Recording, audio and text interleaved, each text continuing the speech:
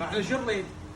نريد نحط هدفك قدامك. لو تسالني عن اهدافي راح اقول لك اهدافي كل الكلات، اقصد يعني الاهداف بناتي هواي، يعني مو بس هدف واحد. انت حاليا هسه طموحك خليه محدود مبدئيا. انت كطالب سادس طموحك انه مو بس تطلع من السادس، لا، طموحك فد شيء انت تريده ببالك، مو اهلك يرسموه، لا انت تريد تقول انا هذا الشيء باوع لك. فلساني لو تسالني عن اهدافي راح اقول لك انا واي اهداف.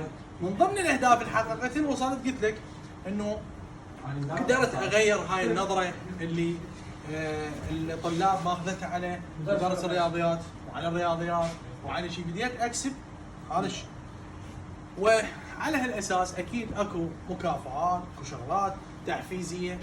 فحبيت اليوم اشارككم هاي الفرحه، ولو هي شغله قديمه، بس انا شو اليوم شفتها قبالي مدروسه تراب، فقلت يعني اجيبها وياي، جت فكره يعني. فهذا يعني 200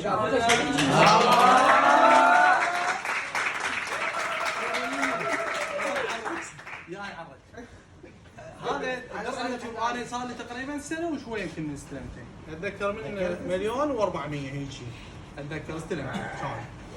ف ويا طبعا الفض من زمان يعني من قبل 4 سنوات، بس ما جبته قلت باعتبار هو هذا اكبر من اخوته، اكبر اخوته هذا يتمدد طوله هو بمقياس بنجيب لك طالب من سوق بريدي. اي فحبايب بالنسبه لكم ان شاء الله حتى تكون فرحتكم حلوه وتكتمل، وفرحتنا بيكم تكتمل، لازم تشدون حيلكم وتحققون اهدافكم.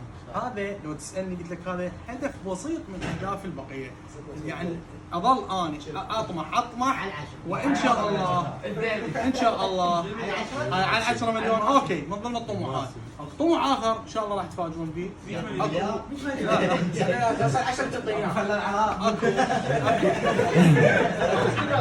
اكو رودريغيز طموحين اللي هن يعني مبدئيا هسه اوكي هذا بالله حكيناه.